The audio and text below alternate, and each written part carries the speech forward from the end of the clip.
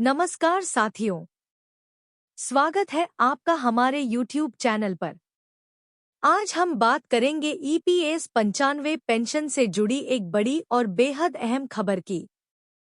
यह खबर लाखों बुजुर्ग पेंशन भोगियों के जीवन और संघर्ष से सीधे जुड़ी हुई है। EPS 95 पेंशन की हकीकत। साथियों, EPS 95 पेंशन योजना के तहत आज भी करीब 68 लाख से ज्यादा रिटायर्ड कर्मचारी बहुत कम पेंशन पर अपनी जिंदगी गुजार रहे हैं। लगभग 68 लाख पेंशनर्स को हर महीने सिर्फ 1,500 रुपए से भी कम पेंशन मिलती है। करीब 96% पेंशनर्स को 4,000 रुपए से कम और 99% पेंशनर्स को 6,000 रुपए से भी कम पेंशन मिलती है। सोचिए, जब महंगाई लगातार बढ़ रही है, जब एक छोटे से परिवार का बिजली पानी का बिल ही 2,000,3,000 से ऊपर चला जाता है, तो महज 1,000,500 की पेंशन पर गुजारा करना कितना मुश्किल होता होगा। EPFO और फंड की स्थिति।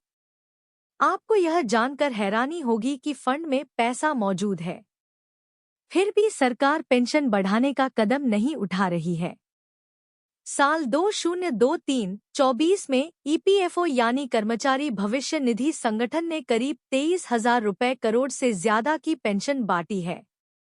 पिछले साल की तुलना में यह राशि बढ़ी हुई है, जिससे साफ है कि फंड की कमी नहीं है। लेकिन संसद में पूछे गए सवालों के जवाब में सरकार ने साफ कहा है, न्यूनतम पेंशन बढ़ाने का फिलहाल कोई प्रस्ताव विचाराधीन नहीं है। पेंशनर्स की मांग और आंदोलन। EPS 95 पेंशनर्स संगठन लगातार एक ही मांग उठा रहे हैं। न्यूनतम पेंशन कम से कम 7,500 रुपए प्रति माह की जाए। साथ ही पेंशनर्स को महंगाई भत्ता डा भी दिया जाए।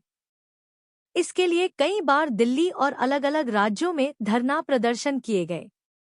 बुजुर्ग पेंशनर्स बारिश हो या धूप, ठंड हो या गर्मी, सड़क पर उतरकर अपनी आवाज सरकार तक पहुंचाने की कोशिश करते रहे हैं। कोर्ट का मामला। इस बीच कुछ संगठनों ने अदालत का सहारा भी लिया, लेकिन सुप्रीम कोर्ट ने पेंशन बढ़ोतरी की याचिका खारिज कर दी। इसके बाद अब पेंशनर्स संगठनों ने सीधे मुख्य न्यायाधीश CJI से हस्तक्षेप की अपील की है। यानी पेंशनर्स की जंग अब सिर्फ सरकार तक सीमित नहीं रही, बल्कि न्यायपालिका के स्तर तक पहुंच चुकी है। पेंशनर्स की दर्दभरी स्थिति। दोस्तों, यह हाल उन बुजुर्गों का है जिन्होंने अपनी पूरी जवानी 30-35 साल तक मिलों, कारखानों, बैंकों और सरकारी दफ्तरों में देश की सेवा करते हुए गुजार दी। आज वही बुजुर्ग महज 1,000,2,000 की पेंशन पर जीने को मजबूर हैं। कई पेंशनर्स तो इलाज और दवा के अभाव में अपनी जान तक गंवा बैठे हैं। यह हालात वास्तव में बेहद दुखद और चिंताजनक है। अब आगे क्या? सवाल है कि सरकार कब कदम उठाएगी? पैसा फंड में है, आंकड़े मौजूद हैं, पेंशनर्स की आवाज बुलंद है। अगर सरकार चाहे तो न्यूनतम पेंशन 7,500 रुपए का फैसला तुरंत ले सकती है, लेकिन अब तक कोई ठोस पहल नहीं की गई है। हम सब यही उम्मीद कर सकते हैं कि आने वाले समय में केंद्र सरकार इन बुजुर्ग पेंशनर्स की पीड़ा को समझे और जल्द ही कोई सकारात्मक कदम उठाए।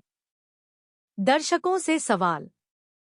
दोस्तों, आप क्या सोचते हैं? EPS 95 पेंशन कितनी बढ़ाई जानी चाहिए?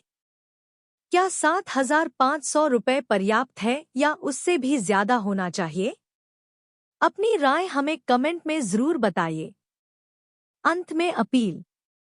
अगर आप भी चाहते हैं कि EPS 95 पेंशनर्स की आवाज सरकार तक पहुंचे, तो इस वीडियो को लाइक और शेयर जरूर करें और चैनल को सब्सक्राइब करना न भूलें, ताकि EPS 95 से जुड़ी हर बड़ी अपडेट आपको सबसे पहले मिले।